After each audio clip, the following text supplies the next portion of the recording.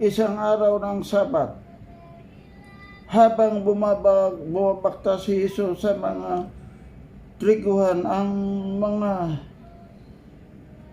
alagad niya ay pumitas ng mga uhay sapagkat at pagkatapos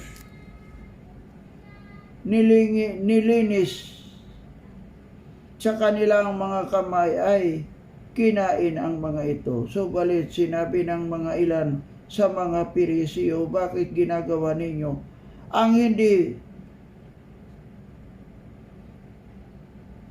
pinaindulot sa araw ng Sabat? Sumagot si Jesus, hindi ba ninyo nabasa ang ginawa ni David nang siya ang mga kasamahan, siya ay nagutom, siya ay pumasok sa bahay ng Diyos, kinuha at kinain ang tinapay, handog at binigay pati ang mga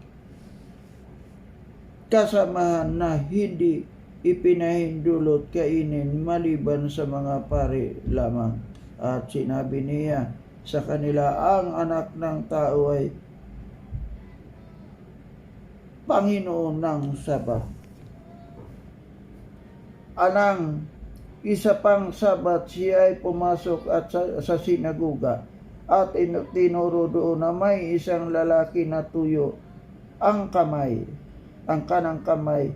Ang eskriba at mga Piriseo ay nagmamatyag sa kanya kung siya ay papagalingin sa Sabat upang makita sila ng mga makapagbintang laban sa kanya. Subalit alam niya ang kanilang mga iniisip at sinabi niya sa lalaki na tuyo ang kamay, halika at tumayo ka sa gitna, at siya ay tumindig at tumayo. Sinabi ni Jesus sa kanila, tinatanong ko sa inyo, ipinahindulot ba sa kautusan na gumawa ng buti o gumawa ng masama kung Sabat magligtas ng buhay o pumuksa nito? At pagkatapos niyang tingnan silang lahat ay sinabi sa kanya, iunat mo ang inyong kamay. Gayon nga ang ginawa niya at nanumbalik sa dati ang kanyang kamay. Subalit sila'y napuno ng matinding galit at pinag-usapan nila kung ano ang maaari nilang gawin kay Jesus. Nang mga araw na iyon, siya ay nagtungo sa bundok upang manalangin at ginugol ang buong magdamag sa panalangin sa Diyos. Kinaumagahan, tinawag niya ang kanyang mga alagad at siya ay pumili muna sa kanila ng 12 na itinalaga niya mga apostol, si Simon na tinatawag na niyang Pedro, si Andres na kanyang kapatid, si Santiago, si Juan, si Felipe, si Bartolome, si Mateo, si Tomas, si Santiago na anak ni Alpeo, si Simon na tinatawag na Masigasig, at si Judas na anak ni Santiago, at si Judas Iscariote na naging taksi. Bumaba siya sa kama at tumayo sa isang marami sa kanyang mga alagad at ang napakaraming tao buhat sa Judea at sa Jerusalem at sa baybayin ng Tiro, Sidon na pumaroon upang makita sa kanyang magaling sa kanilang mga sakit, at ang mga pinahirapan ng mga masasamang espiritu ay pinagsikapan ng lahat na siya ay mahipo sapagkat may kapangyarihan magpagaling sa kanya, at pinagagaling niya ang lahat. Tumingin siya sa kanyang mga alagad at sinabi,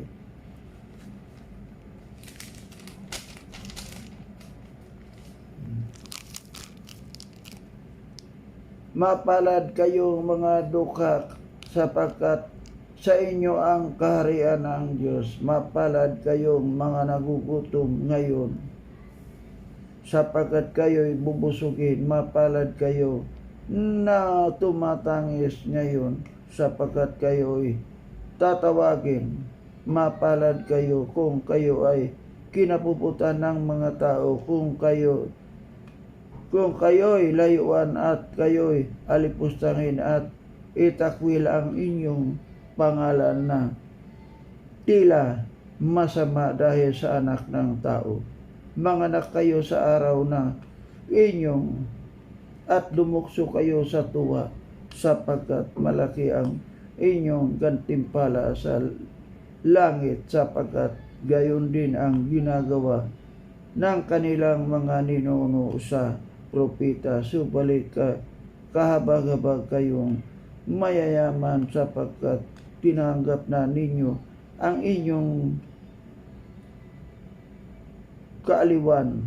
Kahabag-habag kayong mga busog ngayon, sapagkat kayo'y magugutom. Kahabag-habag kayong tumatawa ngayon, sapagkat kayo'y maluluksa at magsisigiyak. Kahabag-habag kayong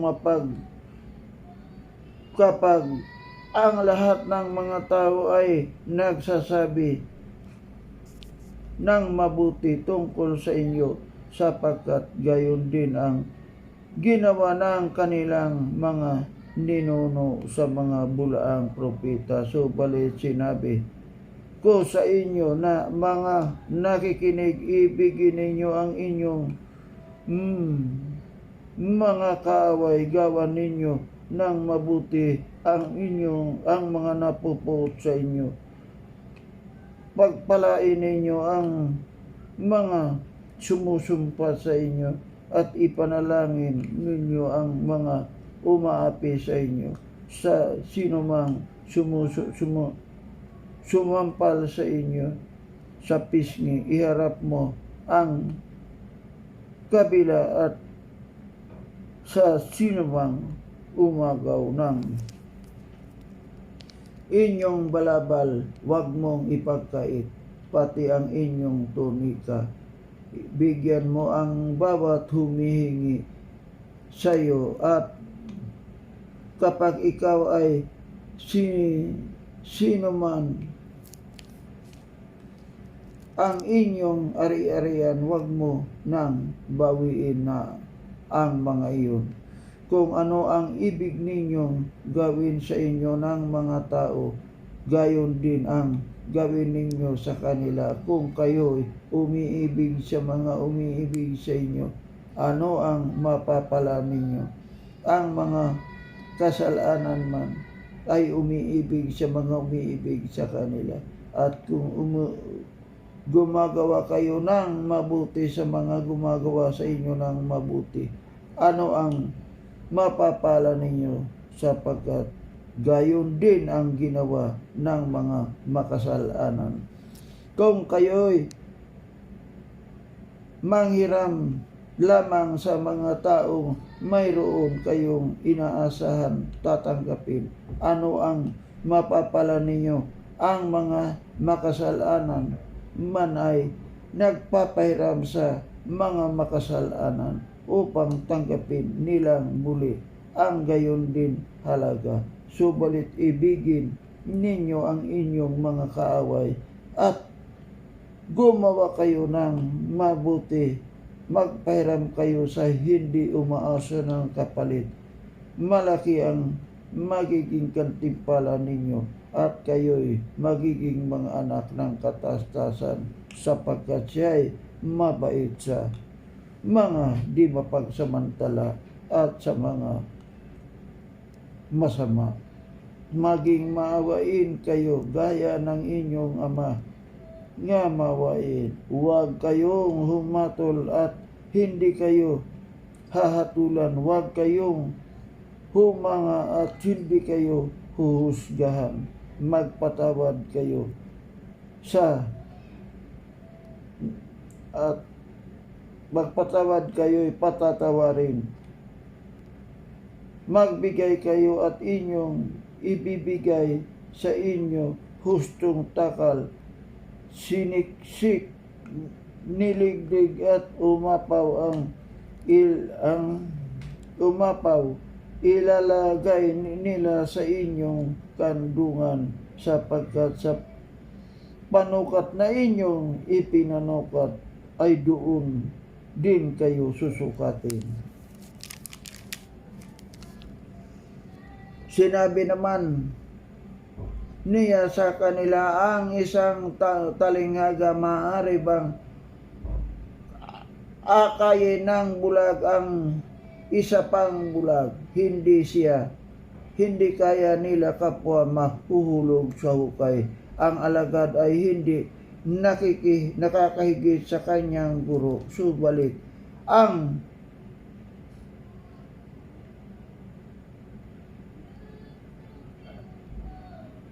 sinumang ganap na sinanay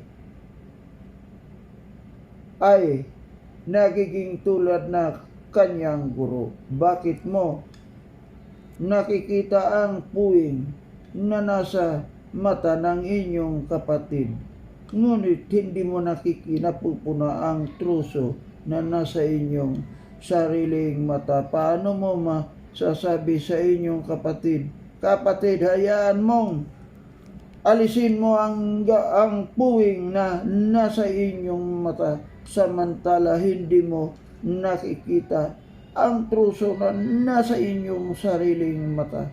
Ikaw na mapagkunwari, alisin mo muna ang truso na nasa inyong sariling mata, at makakakita ka ng malinaw upang malinis mo ang puwing na nasa mata ng inyong kapatid.